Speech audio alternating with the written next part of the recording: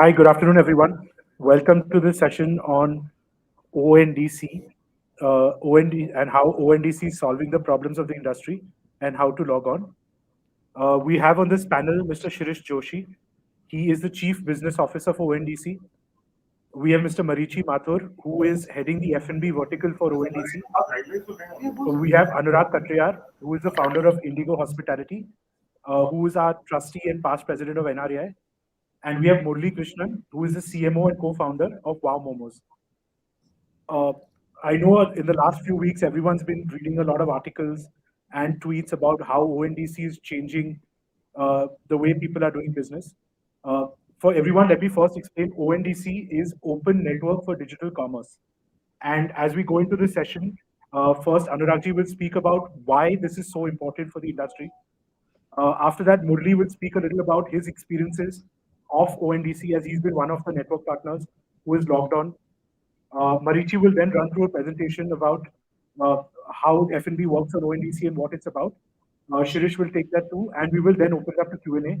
I'm sure everyone has a lot of questions about this, so give us about 15, 20 minutes to run through the entire presentations, and we will open up to about 30 minutes of questions after that. I hand it over to Anuragji. Anuragji. Thank you, Pranav, and welcome everyone to this, open house by NRAI. ONDC has been in the news all of a sudden quite a bit over last couple of weeks, and I'm sure everybody had lots of questions. We were getting lots of inquiries at the NRAI, so we thought let's do this town hall wherein we can share our thoughts about ONDC and how one can enroll themselves on ONDC and what are the benefits it accrues. So let me begin by saying, we all are fully aware of the travails we have vis-a-vis our food service aggregators.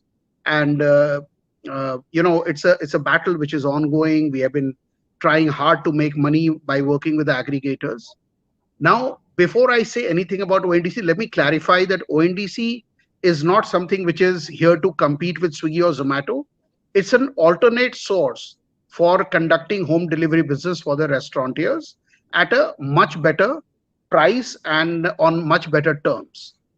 We have been talking about the problems of not unbundling the services. If you want to be enrolled on a Swiggy or a Zomato, you have to buy the entire bouquet of service ranging from discovery to delivery. There is like it's a one-man shop. In a way, they are almost like digital landlords where they control the entire ecosystem and you can't work without them. And this is where ONDC has come in for us. And it's a huge opportunity because number one, it unbundles the service for everyone. So you can choose to be, selling on ONDC platform and use your own delivery service providers or a third-party delivery service providers to deliver it for you. You can choose to give discounts on your own. It's no more compulsive discount. As you know, with the aggregators, there are 3 Ds which always bother us. The discovery, delivery, and discounts. Now, what ONDC is going to do for us in a very large nutshell is that it's going to put everything in our basket. It unbundles everything. The choice to give a discount is on us. The choice to choose only being enrolled or taking the entire bouquet of services on us. And I think it's like democratizing the entire business of food service aggregation. And it's very important. I say that for n number of reasons, but primarily if you look at the 3 Ds that I spoke about a little while back, they account for almost 40% of your revenue between your delivery commission, the discount ka cost, plus some discovery cost by way of marketing spends and all. Now, with ONDC, that can come down substantially. You can choose to give discounts when you feel like. It's a bad day of the week. It's bad time of the day. It's bad month of a year. You can choose when you want to offer a discount. But this is a great way of taking away the aggregators from the equation. I'm not saying they will go away. They will very well remain. We will all be working with them as well. But this is an alternate source which can potentially become big enough to challenge their current duopoly. So with that in mind, I think With this workshop, what we want to do is to tell you what are the benefits of ONDC. We have got Chief Business Officer and the head of F&B business for ONDC here with us. They will also tell us how to enroll ourselves on ONDC and how it works and how does the future looks like. The numbers of late have been very encouraging, which makes us feel that this is a step in the right direction. As somebody said, this can do to e-commerce what UPI did to the payments in India, digital payments in India.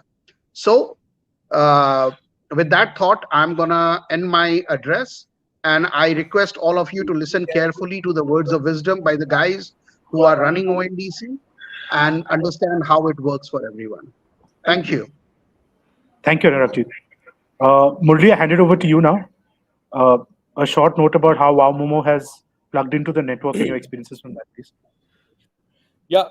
So thank you, NRAI. Thank you, Nuragji. Thank you, Pranav, for this opportunity. Uh, you know, I'm often reminded of this line since the time I've been reading about ONDC and getting into ONDC. You know, it says that jiski anaj roti uski.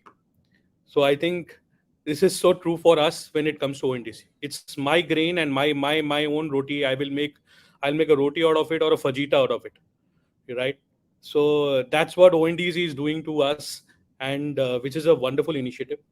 What our journey with ONDC, I think we started a little early, right from enlisting ourselves on Magic Pin as well as Paytm initially, and now we are across all the platforms because we believe that there are certain myths which we have tried to unlearn while we were on, and I have put in a small four slider, just our experiences and whatever I have learned. It's very personal. It might be right, wrong, and we have Shirish ji and Marichi to to correct me also and correct the entire fraternity here.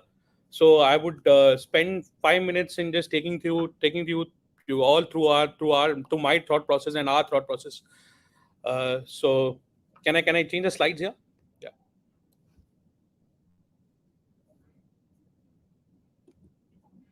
Yeah. So what is ONDC is very simple to we've been hearing a lot, but I just thought and put it in very simpler human words. It's an open network, which is matlab anybody can come. It's open for all. Anyone can register himself, and sell his product. Anyone can be a buyer. Anyone can register himself only as a logistics provider. I have a bike. I am a human being. I can register myself as a logistic guy. So it's open for all. That's number one. Uh, it's an enabler. I personally feel that today, overall, the expansion of the fraternity is equally important. While the growth is happening, organic growth is happening, there has been a catapult due to COVID, etc., etc. Still, there is a requirement for one big boom for the entire on e-commerce as a whole to explode in the country today. And I have certain numbers which I'll come in my next slides. Third, I find it is it's an enabler for a broad-based innovation. It's imagine it's like you have a great idea, you have a great business, you want to reach out and be discovered, be told to the people. That's what this ONDC platform does, and I therefore feel that this is a strong community-led initiative by the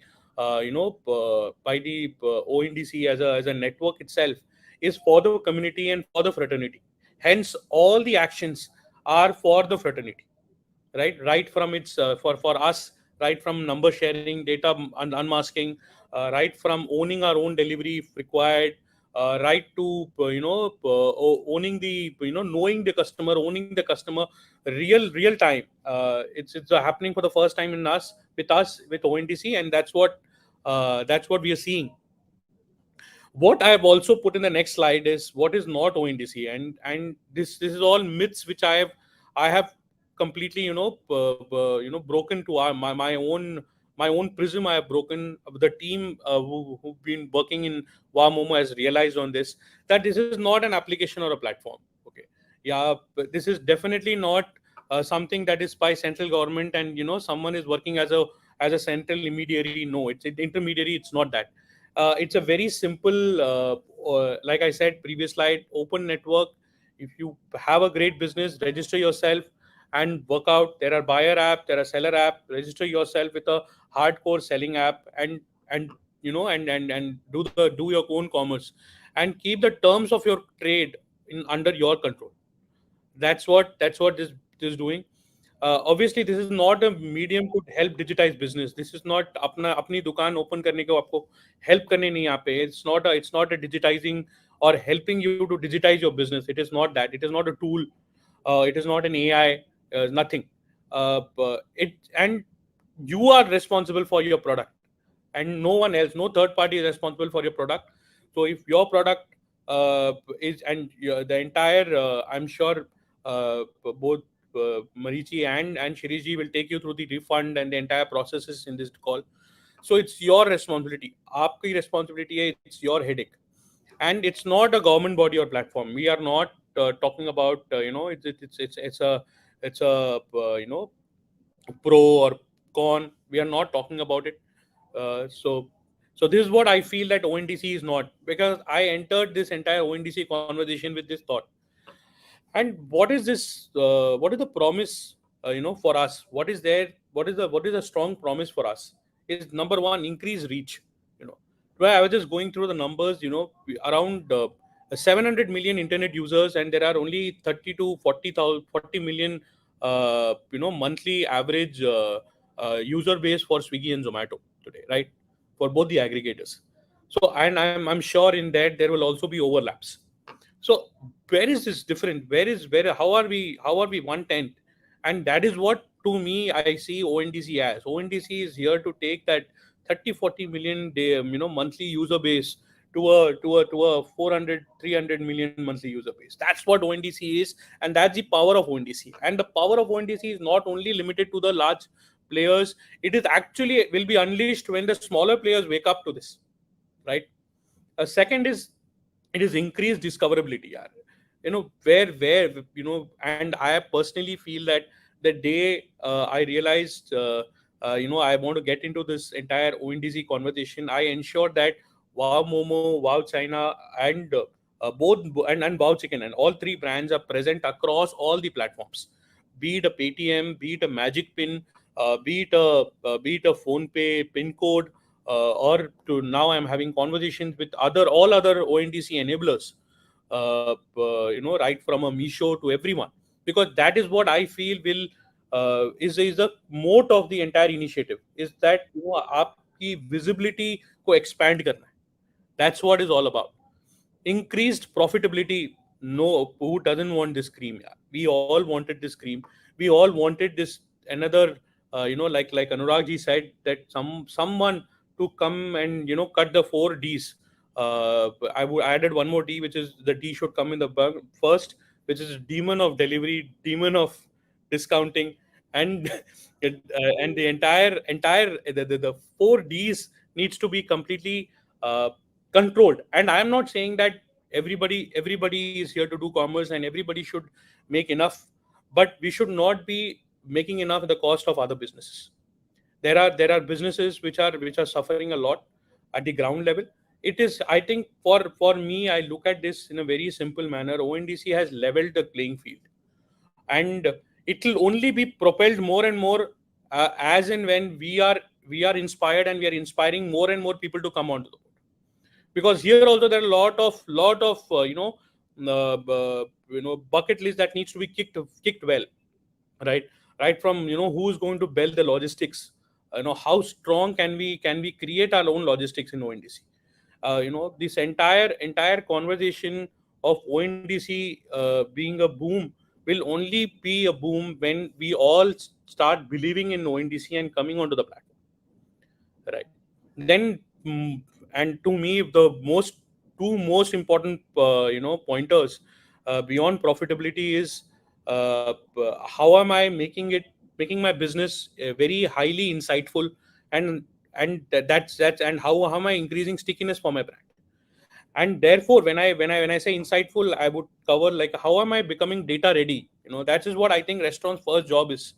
Because ONDC first and foremost for a restaurateur, beyond profitability, is also getting great data of your consumer, taking control of your consumer, right?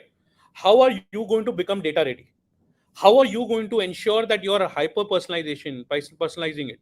How are you ensuring that your Marathali store, which possibly is extra, down with possibly few extra, plates of, say, chili chicken. How are you going to ensure that Marathali store is possibly milking more out of chili chicken in that particular day? And how you are going to become hyper local? How are you identifying, clustering your entire consumer into who is the consumer who is possibly buying high value items, low value items? How are you going to ensure that you are creating a business which is catering to a set of audiences, understanding nature of that audiences?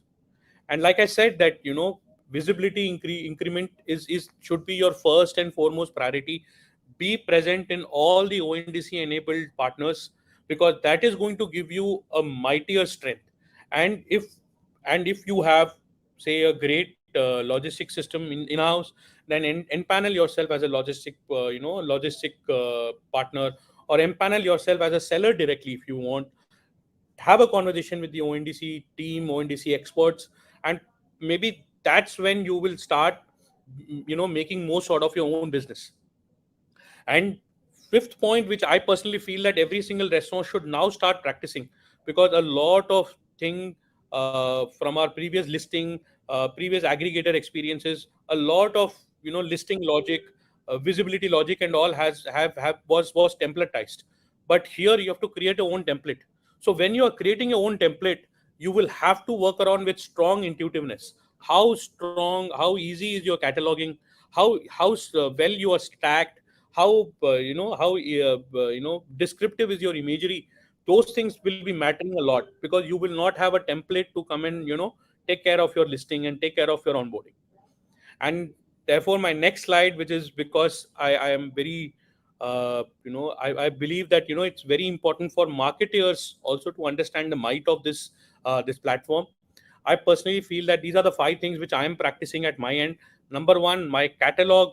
I'm trying to simplify my catalog in my ONDC platform, because ONDC is for mass, is possibly a lot of first time aggregator users are going to come on ONDC. So you need to ensure that you are very, very clear.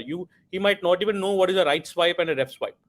So hence your cataloging has to be very simple and intuitive, which is very easy to understand. Number two, make compelling images. Make images that are extremely salivating.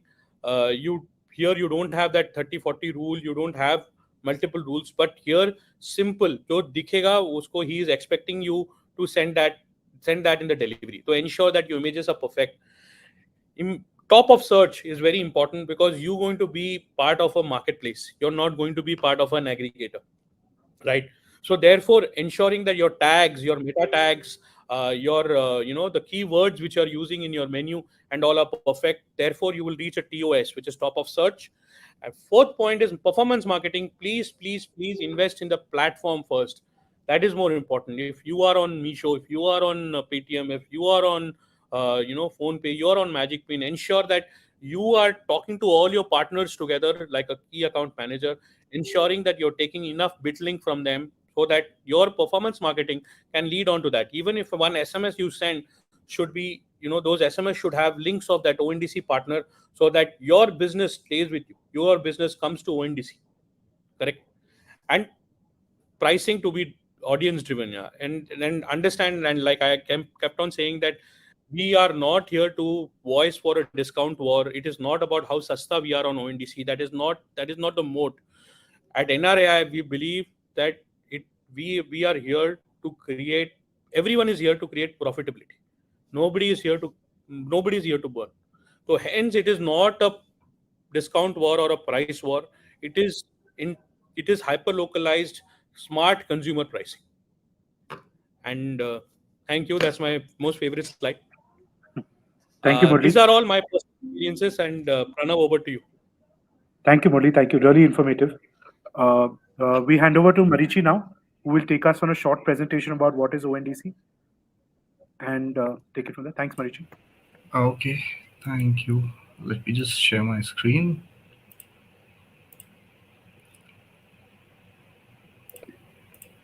Are you all able to see? Are you able to see this? Yes, Yeah. it's live now. Great. Thanks, Pranav. Thanks, Murli, for the very detailed walkthrough. I was wondering, probably I don't need to present after your detailed walkthrough. Uh, um, but it's a pleasure being on this panel and talking about ONDC. We've been working with the NRAI for now almost a year now, and it's great to see this town hall happen here today. And we're very excited at the current juncture at where ONDC is. So without much ado, I'll kind of start presentation. Uh, so if you look at current trends in online food delivery market in India is estimated to grow sixfold to 30 billion by 2020 or 2030. This is as per the ONDC McKinsey report, which we've published, and all of you can access that report on our ONDC website.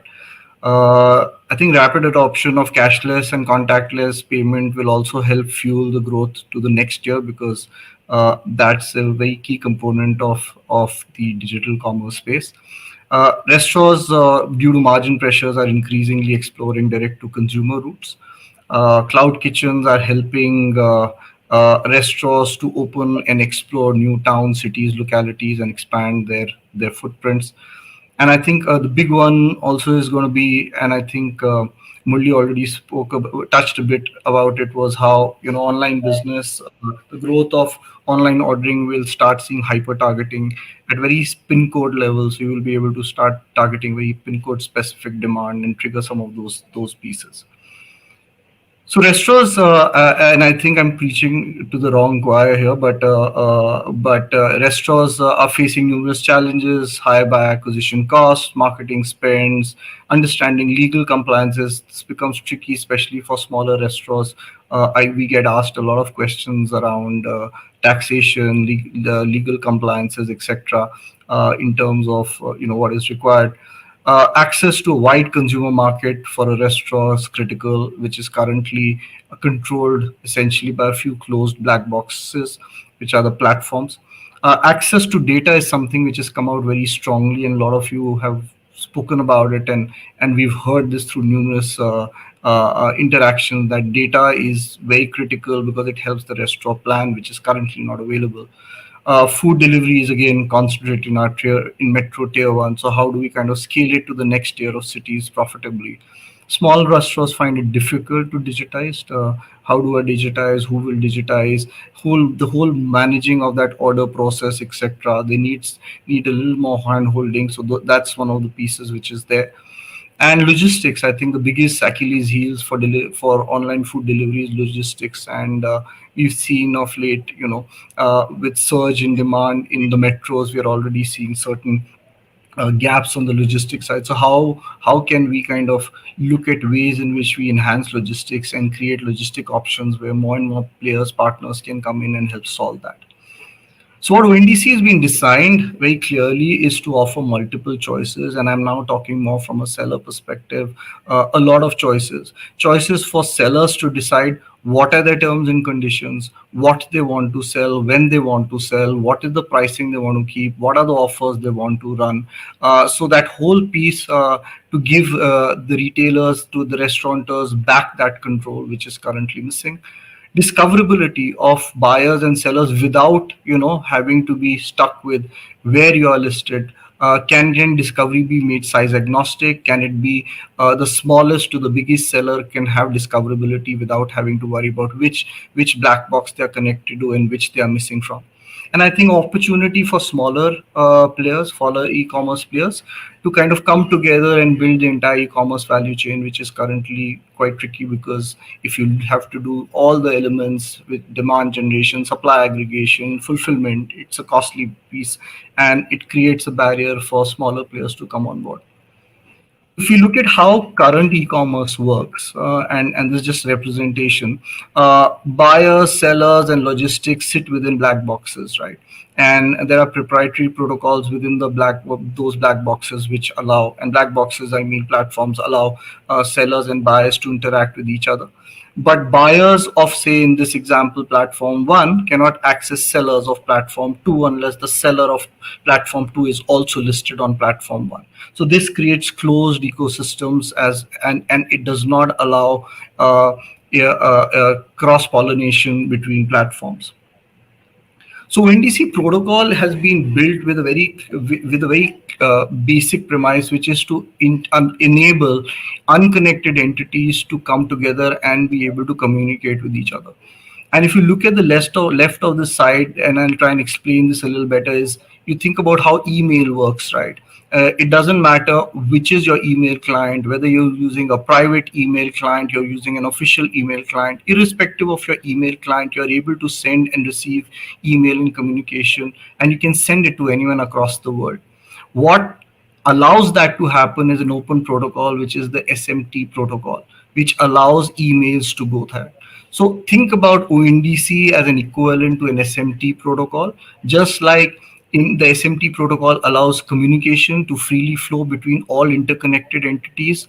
ONDC is building a network where all organizations who are connected to the ONDC network can transact with each other. And any product or service which can be digitally transacted can come onto the ONDC network. So how will this disrupt? So if you look at the current way, all these activities, which is on the buyer side, which is on the demand generation side, or the seller side, which is on the catalog management, order fulfillment, seller onboarding, return cancellations, and the fulfillment, all sit within the platform black box.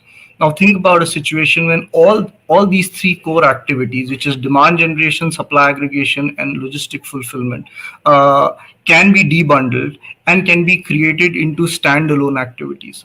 Organizations can decide what is their core focus and do only that. So if you are an organization and have a large user funnel and do not have the sellers currently onboarded, all you need to do is plug in your customer funnel, do demand generation, and allow other partners on the network to build the seller density and provide logistics services. Now, the buyer application in this example does not need to build the other two legs. Similarly, it goes for seller applications as well as logistic providers, and all this works in an open protocol, which is the ONDC, which is the ONDC's premise. So what we are creating is a universal buyer seller logistic network. Buyer applications will connect to the networks, different seller networks will connect. You could be a directly integrated seller where you are coming direct onto the network, or you could be a seller who's integrated through a marketplace, just like Murli kind of talked about it a little time back. You could be a logistic provider who's offering services.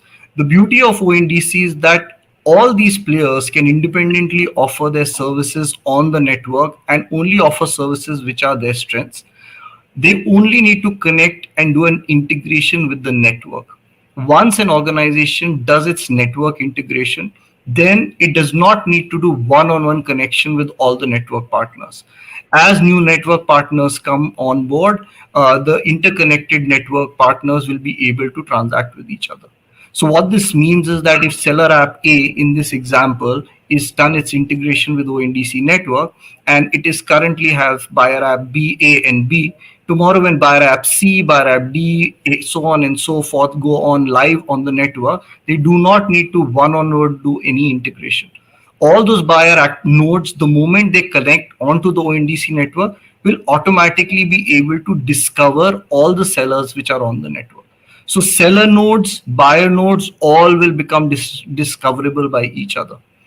On ONDC, whether you're a buyer or a seller, you need to kind of get a single register. You get a single registry on the network. Once you have that single registry on the network, you can operate on the network. Network offers a few services which are central to the network. So you have buyer applications providing demand generation services, seller applications providing seller aggregation services, or directly integrated sellers providing their catalogs and products, logistic players providing their logistic fulfillment services. And there are certain services which will sit central on the ONDC network. Services like registry, services like network policy, your reputation ledger, which currently resides at a platform level, which prevents you as a seller from moving from one platform to another because your reputation ledger sits on one platform. Now, reputation ledgers will in future sit on the network. So you will have a network-wide reputation ledger, and you will not need to worry about which network entity you are connected through, whether you're directly connected, are you connected through entity A or B. Your reputation ledger is tagged to you. So every time you move, it makes no impact to your visibility on the network because your reputation stays the same and buyers can continue to discover you. Additional services which we are in the process of building onto the network is an issue grievance management system, where all issues which come through in terms of the normal thing, I didn't receive my food, how do I manage this, there was an item which was missing, my food came damaged, etc. All these will be enabled through protocols on the network. And reconciliation as a service will also be an additional service which will be there for partners to use. This is how the network currently looks. So if you see over there, this is showing the interconnected entities, right? All connected entities. This is how the network looks. So if you look on top, this is the list of all buyer applications who are currently live. So we have over 10 buyer applications. They're bringing more than 100 million potential buyers onto the network. These are large funnels, buyer funnels, and many more are in the process of either joining or joining soon. You have 7 logistic applications which are already integrated, and for food specifically we have Dunzo, Shadowfax, and Grab offering food delivery services. Grab is in the process of integrating and they will offer. If you look at on the seller side, you have the likes of Magic Pin, eSamudai, Growth Falcon, You Engage, to name a few, who are acting as seller aggregating app. We also have sellers who are directly integrating. Chai Point is an example of a seller who's already in the process, a very advanced stages of integrating onto the network, and they should go live. Similarly, we have many interests which have come through in the last few weeks. We have more than 100 entities. Pretty much every single relevant large small entity in the F&B ecosystem is currently talking to us, is engaging with us, is either in the process of integrating with us or in advanced stages of discussion of integrating with us. Large brands are coming on directly because they see there's a lot of value involved in coming directly onto the network. In case some of you want to experience buying on the ONDC network, if you scan the QR code on the bottom right of the page, you will be taken to the web page where all our buyer application links are listed, so you can kind of access the buyer applications and experience shopping on the ONDC network. I will just take you through how a buying journey on ONDC would look like. Vijay is a customer. He logs into a buyer application. Let's assume it's a buyer application is Paytm. Just for example's sake, on the buyer application, Vijay searches for pizza. The buyer application will broadcast that pizza search through the ONDC gateway, which has the multi-domain registry of all the sellers on the network. And basis that check, it will send the search request to all the seller nodes who's registered for that particular category. Now, in this example, seller nodes will respond back again via the ONDC gateway to the buyer application. In this example, two search results have come. Again, please, these are only for illustrative purposes and none, for nothing else. 2 search results come back. Lapinos, which is offering at 150 rupees but without delivery. Tossin, which is fulfilled by one of our network partners, is offering pizza with delivery at 225. Now let's assume Vijay chooses to order pizza through Lapinos without delivery. Now Vijay, once he's chosen, he can then search for delivery services. The gateway will again check for all the logistic and delivery service providers on the network. They will broadcast back their search for that particular transaction and list down availability as well as pricing. Vijay will then choose or make an informed decision about who he wants to choose. In this example, Vijay chooses Dunzo to deliver. Dunzo is offering 50 rupees and LoadShare is offering 70 rupees to his PIN code. Vijay selects Dunzo for his delivery, completes the entire cart and does a checkout, and then he pays through the consumer app, which is the buyer interface app for him, and he pays via UPI or COD or prepayment. And that's how the entire transaction flow works on the ONDC network. So there are benefits to everyone. For sellers, ONDC offers size agnostic delivery. So your size doesn't matter. You could be the smallest and the standalone store, smallest standalone store in a neighborhood. If it allows you equal footing on discovery. You're discoverable by the entire universe of customers who are coming through multiple demand generation funnels. So you're not limited to a particular demand generation funnel. You have access to multiple demand generation funnels. You just have to maintain a one-time single registry. You have the freedom to define your terms and conditions, and you can decide which transactions you want to participate and which transaction you can't. You don't want to, you can define whether you will take prepaid only orders, whether you will accept COD orders, will you accept cancellation, if you don't want to accept cancellation, so on and so forth. You can define on those terms on the network, and network will have a reputation wide ledger. On the buyer side, the buyer will have a single access. Through one single buyer application, he can access multiple domains, because ONDC is not just built for F&B, it is built for anything which can be digitally transacted. So we'll have multiple categories. We already have 6 categories which are live, and we are adding new categories literally every week. All sellers can access, all seller catalogs can be accessed by the buyer. Okay, for all the categories, all sellers can be accessed, whoever is serving to that particular pin code of the buyer. Buyer gets a unified experience. The buyer doesn't have to jump through multiple applications. From one application, he can buy a pizza, as well as book a taxi, as well as buy his airline tickets, book a hotel, as well as do a restaurant reservation. All of it is possible now through a unified experience and through one application, because all these categories will be enabled. For a buyer application, it's as easy as switching on a switch. The buyer application, once they've done an integration, once they decide which categories they want to do, they just enable those categories. They don't have to do anything to build those categories, manage the sellers, get the sellers on board, aggregate the sellers, manage their catalogs, nothing. All, it's a simple switch. Once they decide they want to do a particular category, they activate that category's visibility to the buyer application, to their buyers, and the buyers can access that category. So that's on the buyer side. Wide options, price, delivery. We've given some examples of a user journey, how it could be. I think buyer experience will be the key differentiator. And buyer application, different buyer application might have different hero categories which they promote. But buyers will decide which is the application they like the best. Just like if you look at UPI, I may prefer a particular interface, whereas some of you may, your preference for an interface will be different from mine.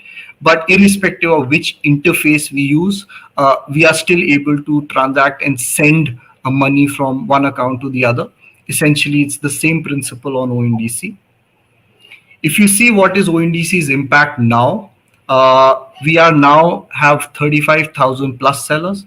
On F&B specifically, we are at 32,000 plus sellers. We are available in 236 alpha cities. So these are cities which are live and discoverable on the buyer application, but they are live in a closed user group and not being actively marketed, because we are still building supply density in these towns. As we build supply densities, we enable those cities and make them beta live. Currently, we have 2 beta live cities, which is Bangalore and Meerut, which are being marketed, and aggressively we are driving orders in these cities. We have 44 lakh SKUs which are live on the network. We have currently 42 plus network partners who are in advanced stages of integration, and more than 3,000 network partners who are discussing with us across various categories. So there is a lot of interest on ONDC, and everyone is very keen to now understand more and join the network at the earliest.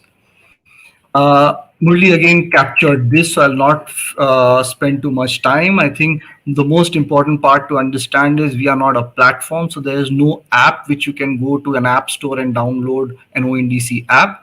Your app, your buyer interface will be essentially the buyer node you decide to choose to access the ONDC interface. It's in a model which doesn't have a set pattern. You can decide your model. There are infinite business models possible. It is fertile for innovation. It's a market-led community. and we publish all our policy documents, all our papers publicly. We attract community inputs on that. Uh, and everything is transparently published. If you visit our site ondc.org, you can get access to a whole bunch of resources, all our documents, public policies, good behavior, bad behavior on the ONDC network, and various other resources, including who are the various network partners who are live, who are the various network partners who are in advanced stages, which categories those network partners are. And also you can identify technology service providers who are providing technology service solutions on the network. We are a government backed entity, but we are set up as a not for profit section 8 company. Our charter is not profit. Our mandate is very clear. Our mandate is to grow the digital footprint presence in the country. But ONDC as a tech, as a network, has been built not just for India. It is made in India, but it is made for the world. There are three essential ways in which a restaurant partner can join the ONDC network. Either you can choose any of the live aggregating apps. So we have 10 aggregating apps who are already live on the network, with many more joining. You can join the network through them. Here, then the technical integration is done by the aggregating application, and you just need to get onboarded through that application. In case you want to be a directly integrated network partner, you would need to have certain technical capabilities, because you need to connect to our open APIs. In case you still are interested to come on directly but do not have the relevant technical capability, we have technology service providers who will help you go live onto the network directly. All that information you can find on ondc.org. Please scan that QR code. That QR code is to our website. You can visit it and access more information. That's it from my side. Thank you so much, Marichi. That was really, really informative. I know a lot of questions were answered during your presentation, but let me start with the Q&A now, because a lot of people have written into us. Some of them may be repetitive, but please just let's take them up one by one. So Surya Agarwal asks us, what about quality control and accountability in ONDC? Shirish or Marichi, either of you could take this one. Yeah, sure. So quality has always been a seller's requirement. It's a seller who determines the quality. Who determines quality when I walk into a kirana store and buy a pack of masala? Is it the store that is responsible for the quality? No, it's the original manufacturer. That's always been true. Who's responsible for quality if I buy a ticket from a travel agent and the airline seats are dirty? Travel agent is not responsible. So product quality is always the responsibility of the creator of the product or that service. True, regardless of platform, and therefore nothing different for ONDC. The seller is responsible for product quality. Very simple, as it has always been anywhere else. Thank you for that. We have a question from Mr. Mithaiwala. He says, do we have to list separately on Meesho, PhonePe, Paytm, MagicPin? No, then you've not understood how ONDC works. Think about the internet, right? And imagine if you're publishing a website. Do you need to publish a website individually on Firefox, Opera, Chrome, Safari? You don't. Once you connect your website to the internet, any person on any browser can see it. So same way on ONDC, as a seller, once you have registered on any one seller platform, all buyers on all buyer platforms can see you. You do not need to individually register. Same thing happens with your phone. You decide on one phone operator, you stick their SIM card in your phone, and you register whatever that 5-digit number you dial and your SIM card is registered. The entire world, all phone customers on all phone operators around the world can call you. You don't individually go and register on Deutsche Telekom and Japan Telecom and AT&T and everybody else, right? So open networks work in a very, very simple fashion. You just need to connect once, and the entire universe on the other side can connect with you. Thank you. There are 2-3 questions, one from Mohammad Azhar, one from Ashok More, on how do we connect to the network. So I think I'll simply just explain it. There are multiple seller side network partners, which will be listed after this, right? You can go onto the ONDC website also. You have to just go and log on to them. You upload your menu onto them.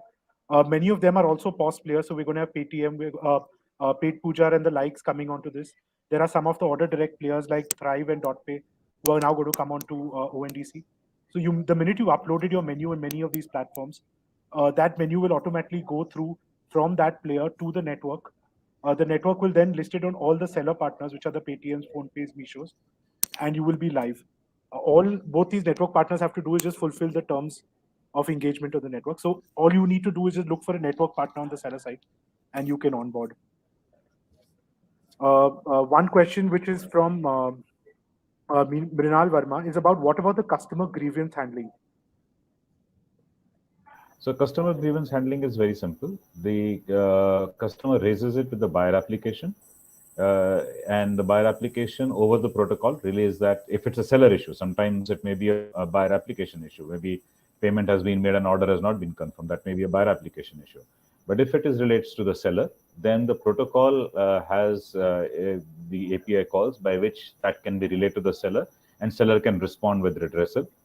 Should the seller's response not be satisfactory to the buyer, then the buyer application can take it up as an issue with the seller application. The network participant agreement, in accordance with the e-commerce rules, require e-commerce entities to have a grievance officer.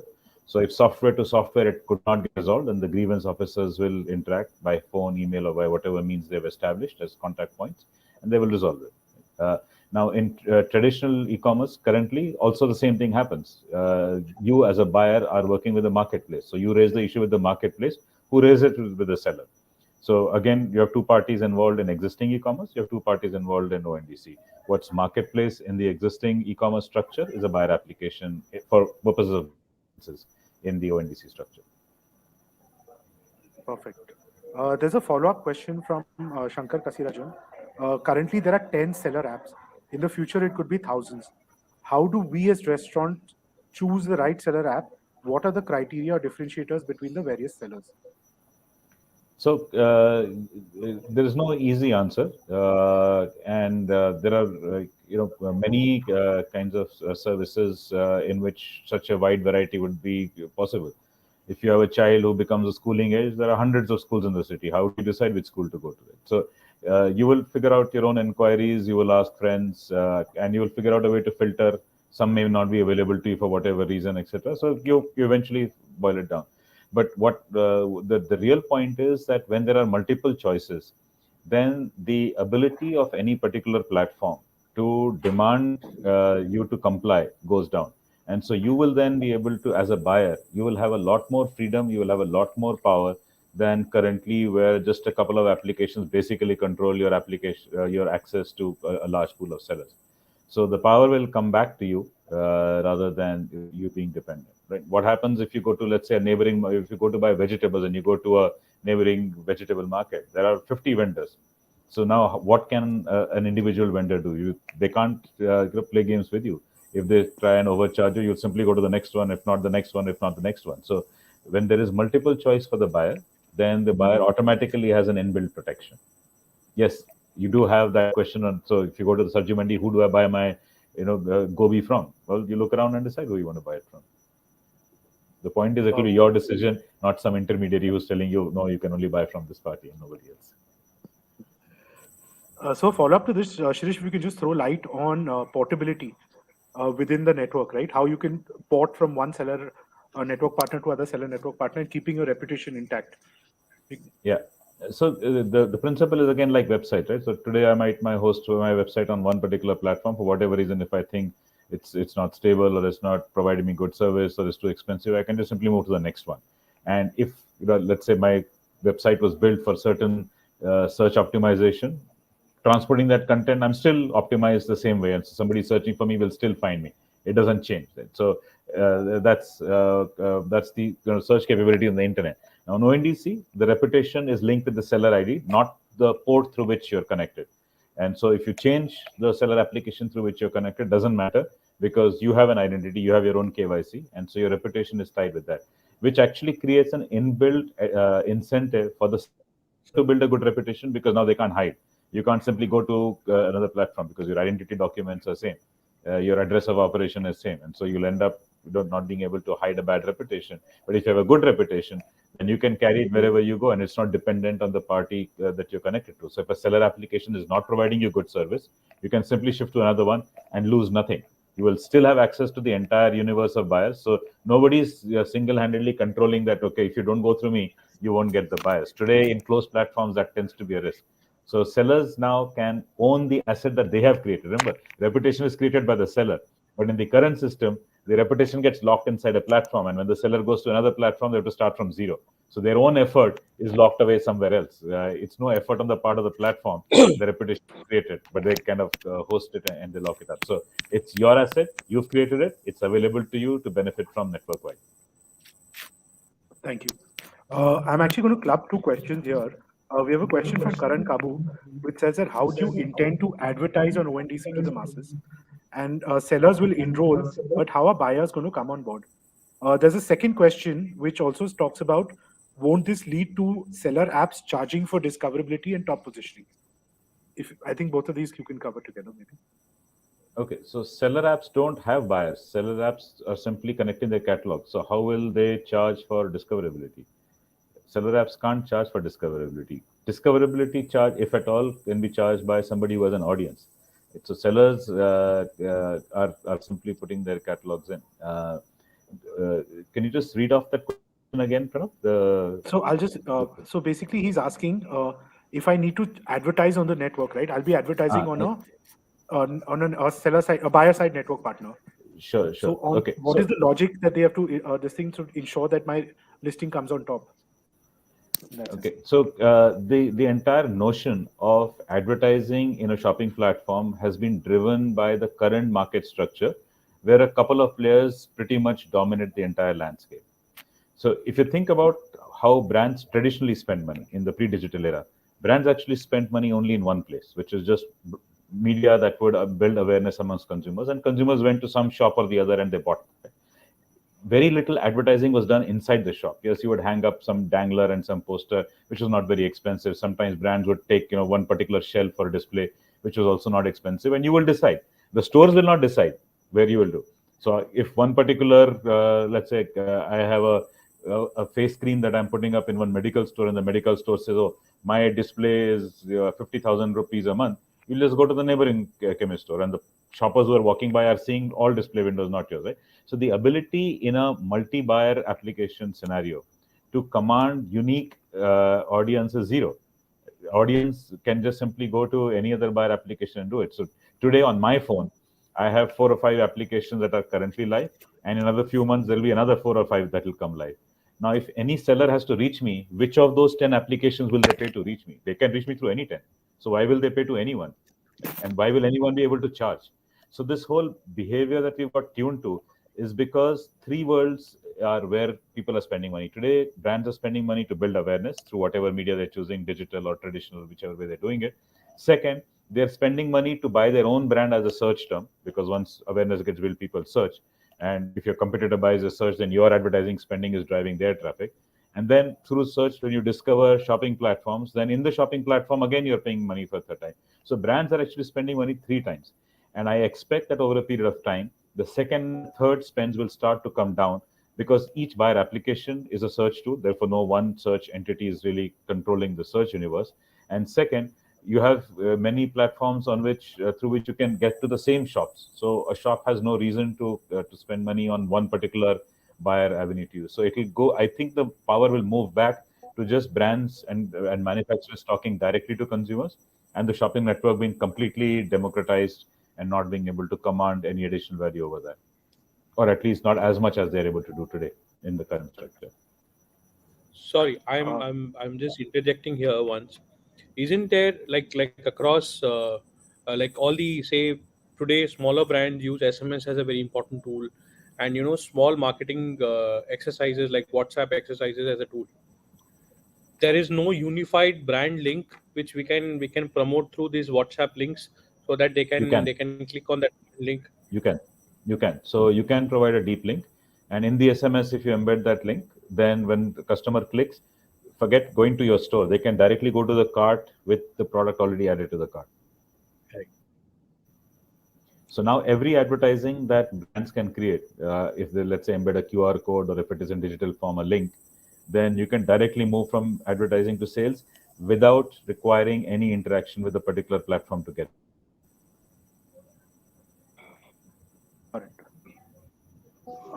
I'm going to club three questions because they are all around customer service.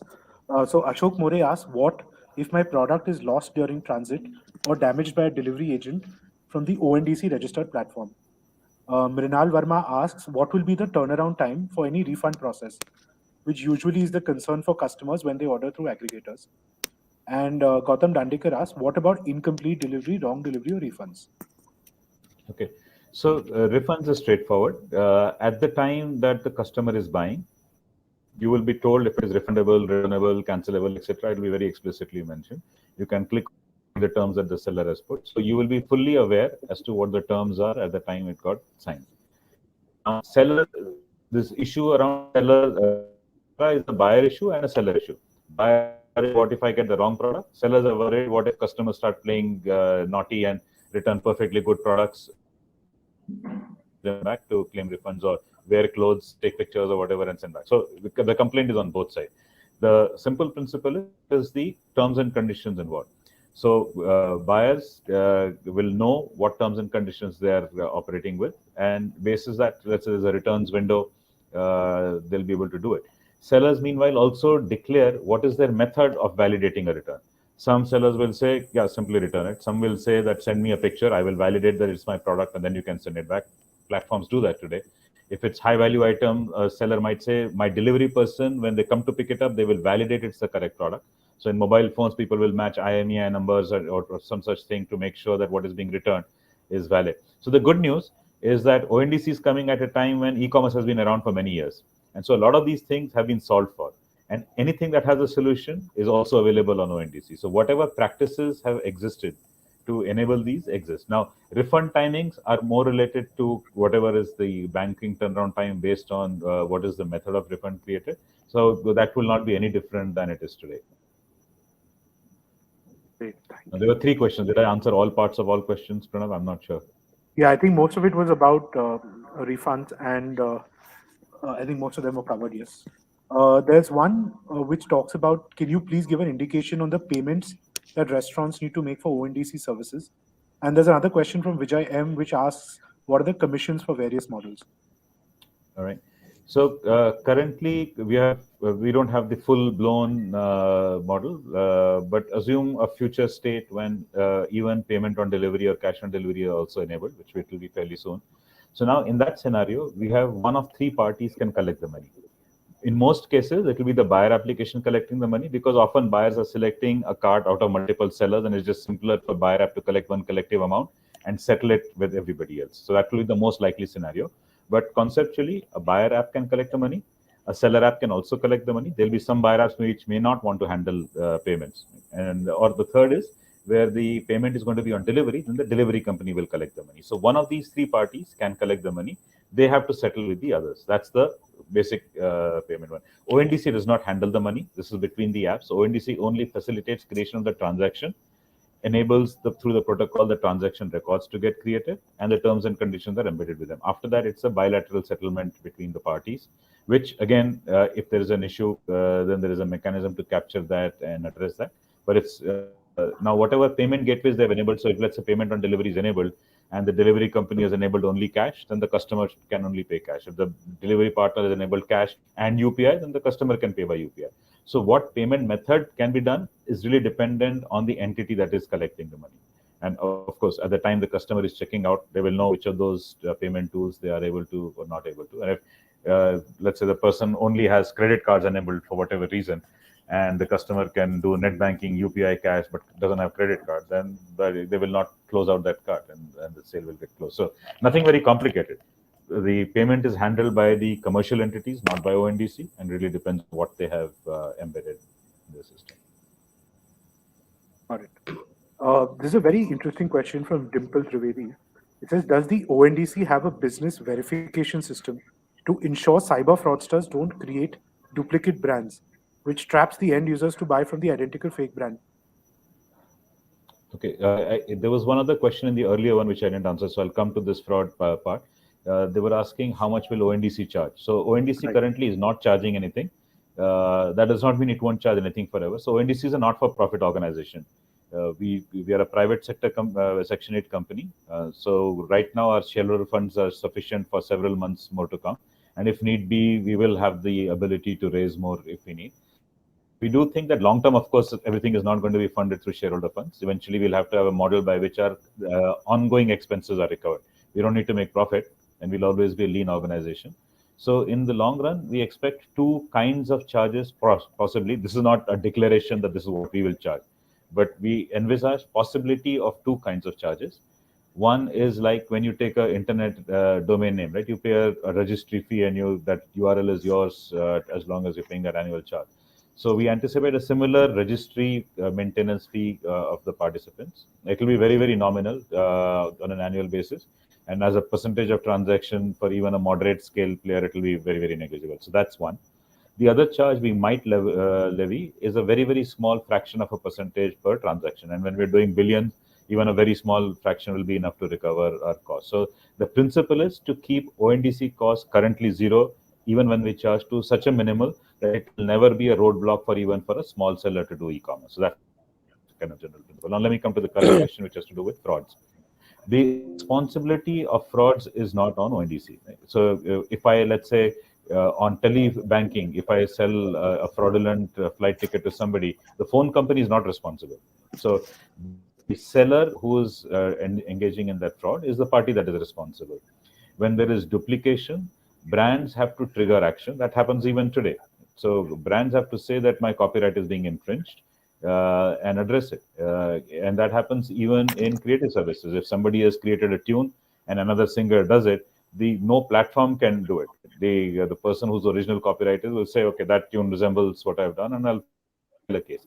So the responsibility of spotting, first of all, informing your consumers how to know the genuine product. Second, wherever there is fraudulent, to catch that and take action is based on the owners of the copyright. That's how it takes place in all channels. And so on ONDC network, it will not be any different. But we do KYC of the seller applications that join us, and seller applications are required to do KYC of the sellers who join. But remember that this is like putting a traffic light. Putting a traffic light does not stop people from jumping signals. Right? So a seller can show the genuine product, say, okay, I'm an authorized seller of so and so brand. Here is, you can test it and verify and hologram or whatever check you want to do.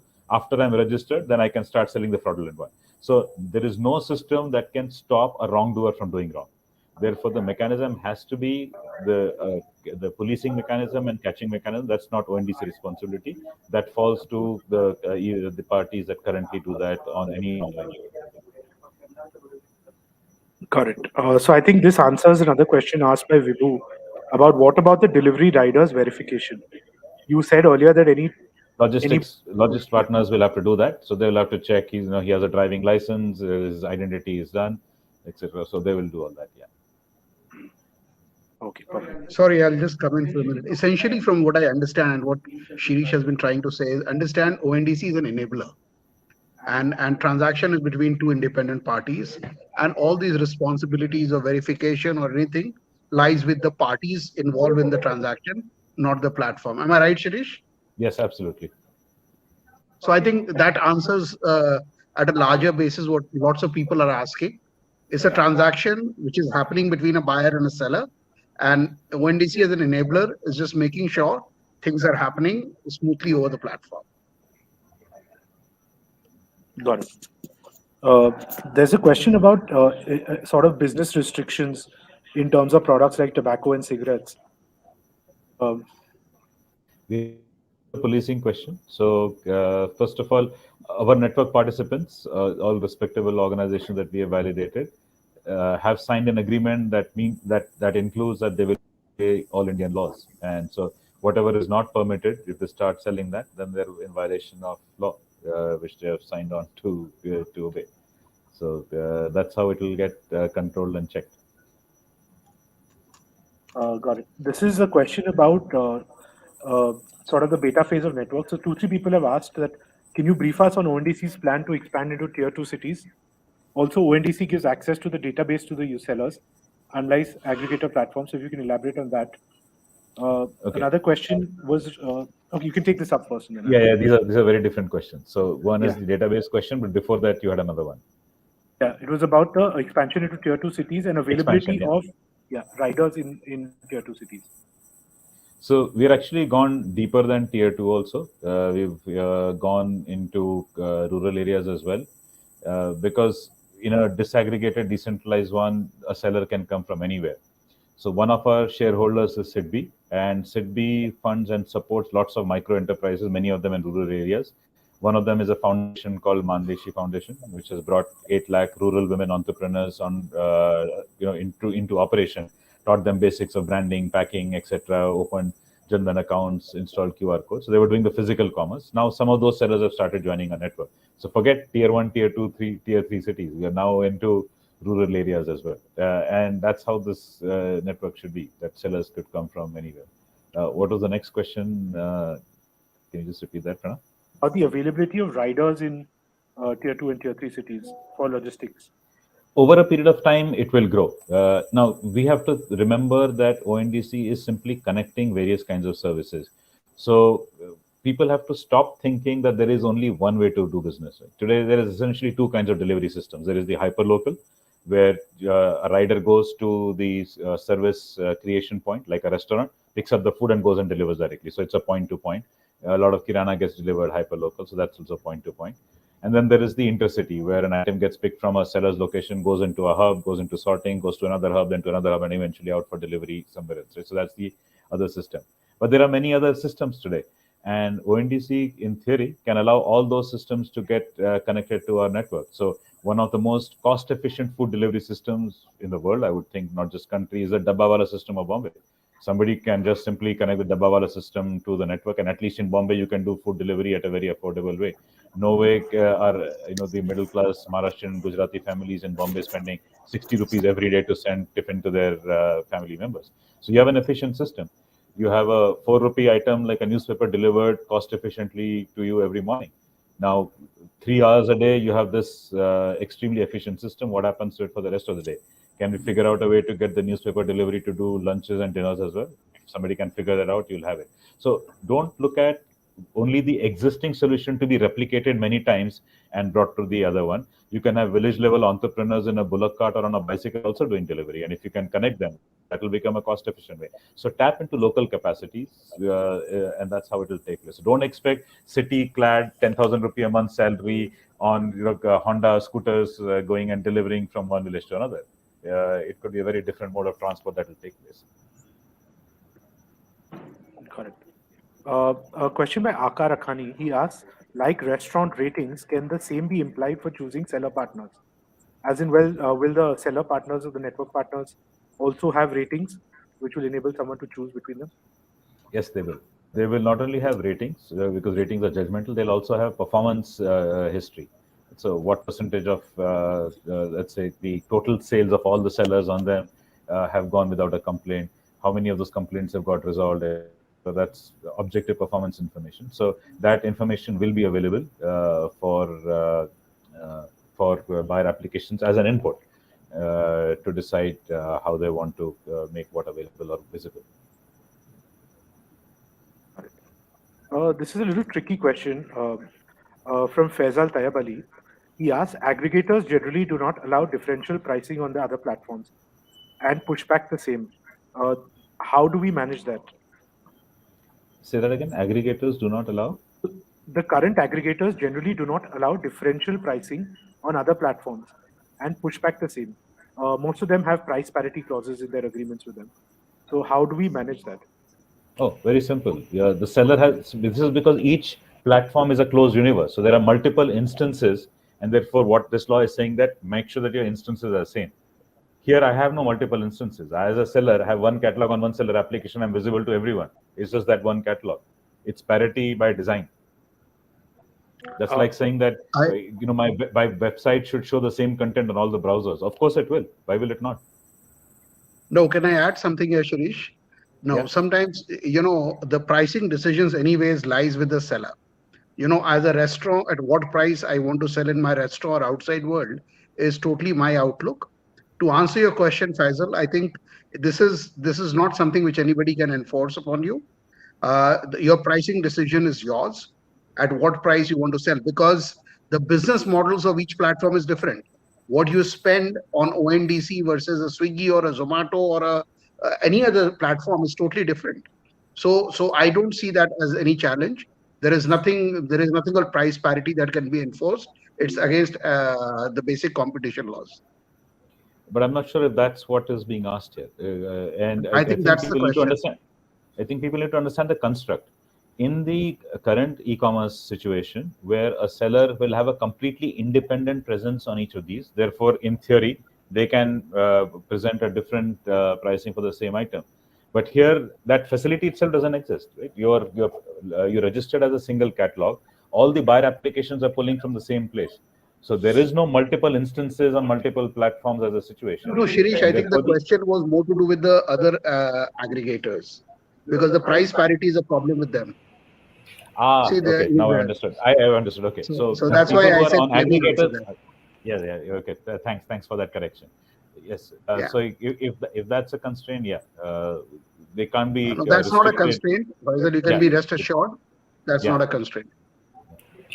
But if I may just come in, even on our current ONDC platform, and if you see how pricing is listed out, there are saws around it. The offers construct is completely now with the seller, right? What is the offer you're providing to your customer? So there are various ways around that. While you may have an item price which is listed at a parity, but in case you want to plow back some of the additional margin in the form of an offer, I don't think anyone can really stop you from applying that back.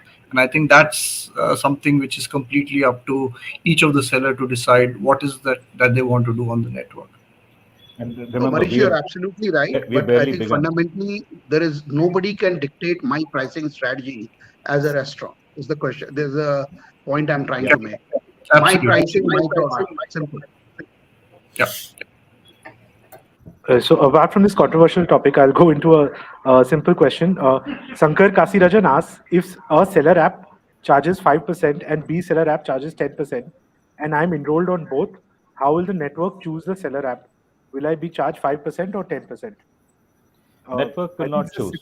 yeah. So no intermediary or the network will choose. The buyer will choose. So the buyer will be looking for something. Now you happen to have two instances. Okay, so be it. Now, when the buyer sends the request, let's say the buyer is looking for pepperoni pizza, and that's what gets broadcast. So that's the item that the buyer is looking for, a medium-sized pepperoni pizza. The buyer application through which the buyer is searching also has a commercial term expectation. Let's say they want to charge 5% as their commission. These two components get broadcast as a search packet to the entire network. All seller applications that have a pepperoni pizza and that accept 5% as a payment they're willing to pay to the buyer will respond saying, I have the item, here is what it looks like, here is the description, etc., etc., and they will pass it on. The buyer will get all these options that fit that criteria, and the buyer will choose. The buyer does not see what the commission structure is, so the buyer just simply chooses on the basis of what they see. Just further adding to what Sirish said, I think what the seller was, what was also I think the other part of this question was that in case there are two instances of the same seller, Yeah. how will that get addressed? So the buyer, whichever selection the buyer makes, so you'll have three instances which will be through one could be through seller app A, one could be seller app B, one could be seller app C. So whichever instance the buyer chooses and makes the selection, that becomes the instance which will then connect you to the relevant seller app. So that seller app instance will be the one which will determine what price the buyer pays and what commission the seller pays. Uh, Thanks. Marichi, I think you can take the next question. Pratik Langar Khande asks, can anybody explain the flow chart with respect to the restaurant partner? The way Marichi sir explained the customer order flow chart. What happens to the order with respect to the restaurant partner? Um, okay, I'm sorry, I'm not fully understood the question. Uh, He wants to understand how the flow works, so how the basically, order flow works. if I'm a restaurant partner, how will I get the order on my POS? I guess he's talking of that level. Okay, okay. So essentially there are two ways a restaurant partner would be integrated on the network, right? Either you are directly integrated onto the network, and please understand your POS is at your back end, right? You have integrated your seller marketplace. You'll have to have a seller app in which you will receive your orders, etc., right? So that is where the order falls to you. Your backend integration remains the same. Your integration is of your seller application onto the network, right? So if you are a directly integrated seller, you will receive that order on your seller application, which will relay it to your POS, and that's how you will get it on your POS. You will accept it on your POS. It will get relayed through your seller application. In case of an aggregating app, again, the same principle would work. The aggregating app would kind of have a backend technical tie-up with the relevant POS companies which you have, and then they would be able to enable those sellers. So those are so that enablement is done by the seller aggregating app. So for example, you have we have urban piper integrations which have happened. We have paid puja integrations which have happened through some of our network partners. So now for the seller, in case a seller wants to go live on the network and they are using any of these POS or hubs, any network partner who has done their backend integration with them, they can enable those sellers onto the network. For the seller, it's a simple onboarding with the network partner, and the network partner will enable them onto the network because they have a backend tech integration with the POS company. I hope that kind of answered the question. I Yeah, I think think that Pranav, was you Pranav, there was a question. illustrated. Pranav, there was a question earlier on. Oh, sorry. go ahead, go ahead. No, I was going to different. Is somebody having a follow up to what Marichi just said? No. Oh, I no. just thought, The- Pranav, for example, you can throw an example saying that, for example, if a restaurant is through a seller app Magic Pin. So if anybody is buying on Magic Pin, say if I'm a buyer going and buying from that restaurant on Magic Pin, like the way any other Magic Pin order falls on your POS, this is how will also this order will also fall on your POS.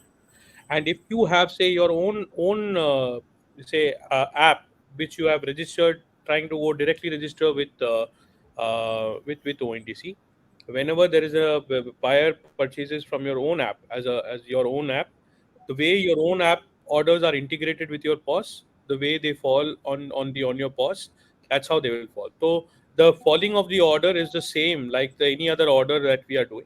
Only the visibility of the order gets changed. Instead of, say, aggregator B, they are on a particular network, and they are buying you from any particular designated seller. Got it. Thank you. There's one question about loyalty programs, actually two questions. Dhruva Teja asks, Pranav, before can the before you buyer... ask the next question, Pranav, Yes, there was a question on database being shared with seller that came through, which we didn't get to yes, answer. Let yes, me just cover that. yes. So first of all, no database is getting shared with seller. Okay, when a buyer confirms an order on a particular seller or a food order confirms it on a restaurant, the restaurant has to make an invoice and has to dispatch the product. So the buyer's information gets sent only to the chosen seller, nobody else. The other sellers on the network who responded to the original search will not even know whether that order actually happened or didn't happen. Okay, so it's not a database getting shared, not at all. Only people who are part of the transaction get legitimate access to that one data point, and that's it. There is no database being shared. Yeah, go ahead, Pranav, to the next one. Thanks. Dhruva Teja asks, can the buyer apps innovate and create loyalty programs and ratings and reviewing products, not just the sellers? And the second question by Anirudh Chala is, how do offers and loyalty programs work on the ONDC platform? Okay. ONDC is not a platform and loyalty does not work on ONDC. Now, what you have is a network of several buyer applications and several seller applications. Okay. Now, try and look beyond the existing. So yes, you can do what you do today. Okay, so let's say I'm a customer of Shopper Stop and I get First Citizen points. Right? So yes, if Shopper Stop comes as a seller, the same mechanism can occur. But you have an opportunity for much more than that because you have a single network which is facilitating all the transactions. So think about loyalty opportunities beyond that. Now, you would obviously with anything else, there is something called a tie-up, right? So look at what happens, let's say with Star Alliance. You have a whole bunch of airlines that are part of an alliance. You can earn the points on any of the airlines in the alliance and you can burn them on any other airline in the alliance, right? So now an alliance has got formed. So when a network has come together like this, there is an opportunity for literally using your imagination to figure out what kind of loyalty program you want to run. You might, for example, take all products of one kind and create a single loyalty program. Or you might take different kinds of sellers of different categories of products in one market, and you can create that as a loyalty program. So loyalty will work on the basis of somebody providing a service that is connected with the buyer and seller applications, which they will have to then tie up accordingly. Now, even the tie up can one day be automated, so you don't require direct conversation and contact. It might be just simple self sign up. Oh, that's a good program. There are the things that I give, my KYC, my GSTN, etc., my catalog, and my point calculation, that for every X rupees I'll pay Y. That's my input, and voila, I'm part of a network. So I think loyalty programs or anything that can potentially be multiple seller, multiple shopping platform is now very easy to do. And I think we'll see a lot of innovation in things like loyalty programs. So it will still work like it does, which is somebody constructs the idea, somebody figures out the participants and does it. It's just that because of the nature, the innovation that will happen in loyalty will be tremendous. It will not be the simplistic ones that we see in the physical world, because tying up in the physical world is a lot more tougher. Super. I think there's a lot of questions coming in, but I'm just going to take two broad questions now. One is about taxation. So Incognito asks, what about the taxes? The responsibility of taxes is with the aggregator as per the government norms. And Vinod Kumar Agarwal asked, if for a seller, is GST registration compulsory for ONDC registration, or are they exempt? So ONDC is not a lawmaker. The e-commerce rules dictate the laws. If you want to be in e-commerce, currently you require GST. Therefore, if you want to do e-commerce on ONDC, you require. So ONDC has no unique set of laws, the same laws that apply everywhere else. There is an expectation that there'll be a relaxation to that in the notification that is coming up in October, that within the same state, that requirement will not be there. Right? So the government is also trying to create a level playing field between online commerce and offline commerce, where if offline somebody is not required to have GST and to sell goods to a customer, then online they should not be. Now, they may not be able to bridge that overnight completely, but they're looking to relax in portion. There are options to that, which is a lot of sellers are therefore joining aggregators, and it's the aggregator who has a GST and ID. That's taking place at the private sector. That's also taking place via the government. So state governments, for example, have programs that promote local artisans and handicraft.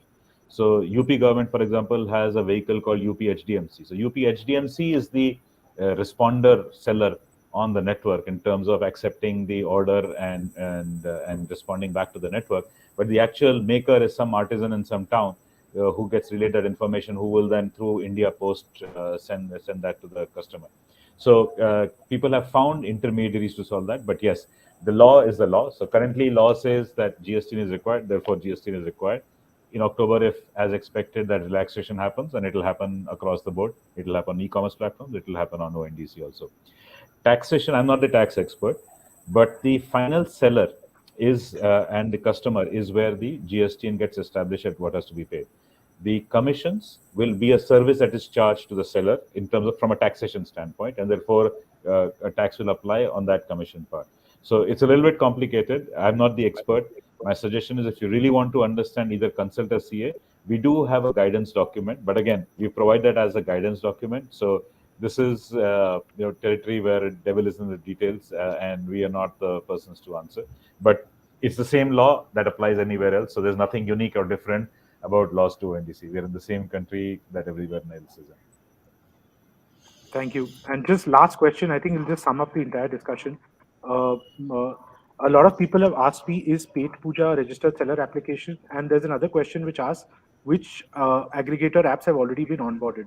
So if you could just run through the FNB related network seller partners who are there, so they can. Okay, I'll let Marichi answer the FNB one, but the short answer to all categories is on our website ondc.org. There's a tab network participants, and it'll always be public information who's live, who's in advanced stages of integration, which means in the next few weeks we expect them to go live, and anybody else who has started work, whether they're 1 month away or 5 years away, it doesn't matter. So our information will be completely public. Within that FNB, I'll leave it to Marji to. So what I'll do is, further to what Sirish has said, just so that everyone knows how to navigate it, I'll actually show you where it is on our website. So if you go to ondc.org, you click on network participants, you see network participants. You can actually go down, choose which are the ones live, which are in advanced stages, which are integrating. You can choose what role you are looking at. You can choose which category you are looking at. The moment you do that, you are able to access all the seller network partners who are there on the network. You will be able to find which are the categories they deal with, which are the cities they are currently covering, as well as contact details for the relevant person to connect to initiate your integration. So that's as far as that goes. Paid Puja is not a direct network partner. What Paid Puja is doing is it is kind of enabling our existing network partners to do a backend integration with them, and then enabling their merchants to flow through those network partners. So Paid Puja is not a direct network partner, but they are enabling them merchants to get onto ONDC. Awesome. Thank you, Marichi. There, Thank you, Shirish. Uh, I we've got have yeah. one small point, Go ahead. Go ahead. Pranav. Go ahead, Murthy. So Marichi and Shiriji, the fundamental conversation in the fraternity is, it's the ONDC was bought into the entire limelight, saying that the commissions, you know blasting on the entire commissions bit of it, how on an average today an aggregator makes 20 to 25% commission, but here the commissions are between 2 to 5. And then while we were talking to multiple partners, we were seeing that there are a lot of conversations around commissions coming up, and lot of differences in terms of commissions.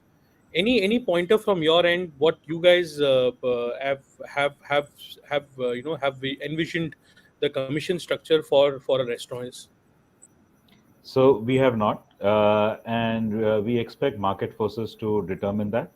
We are a very small network right now, although we are very excited about the rate at which we are growing and how much we've been able to achieve so far.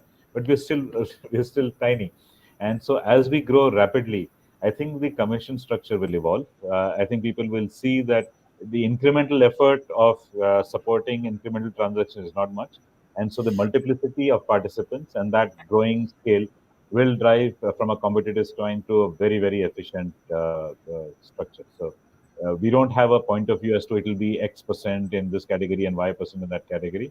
But we do believe that as we expand, and we've seen that in other territories, right? So we've seen that, for example, what has happened in the capital market and what those rates have come down to, what they used to be in the pre dematerialization era and what it became in terms of democratization of access, in terms of who can be a broker and therefore what the fees will be. So with broadening and opening network that goes to population scale, commissions only come down.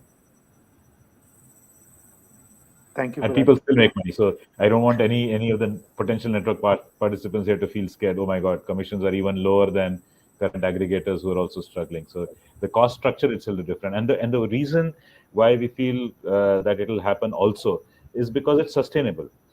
We are a network which is simply connecting people who have restaurants or sellers with people who have shoppers or people who are ordering.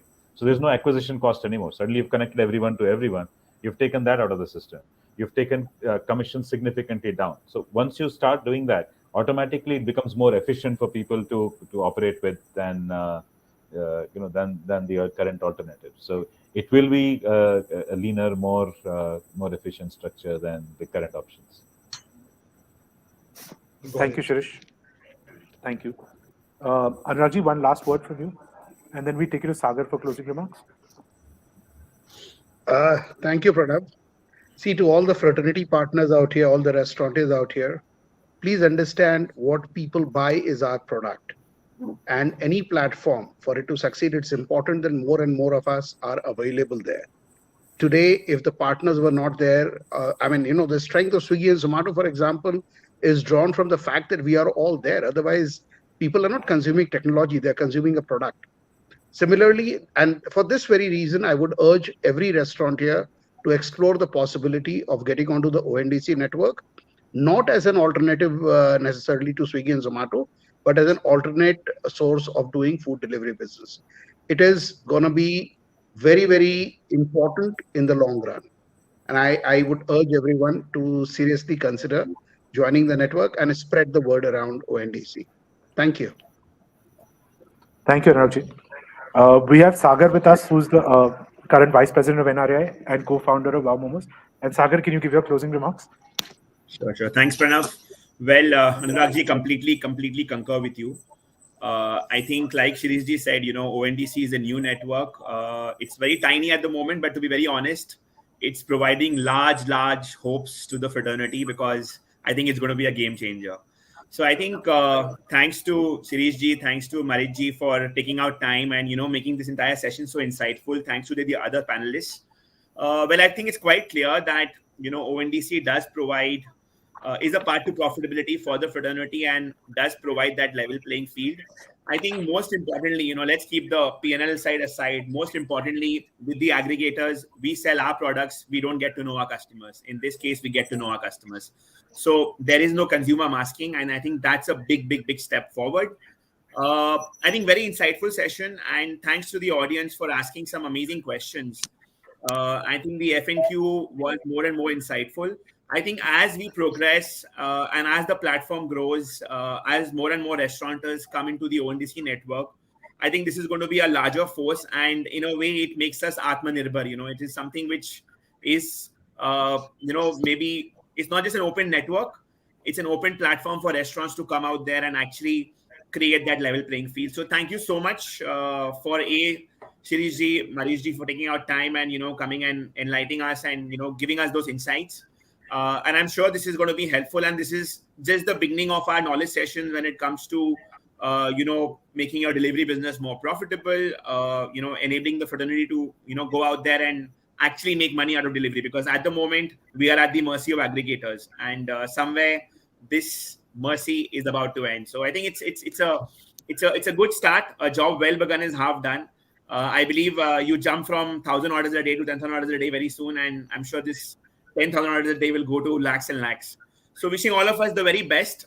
Thank you so much for taking our time, and we will come back to you with a lot more knowledge and information maybe in the coming months as we all get into this platform and learn more and more and come there to share knowledge. So thank you so much for attending this session, and thanks to all the panelists for taking out their time. Till when we meet again, thank you, Shabba Khair, goodbye, and all the best. Thank you. Thank you, everyone.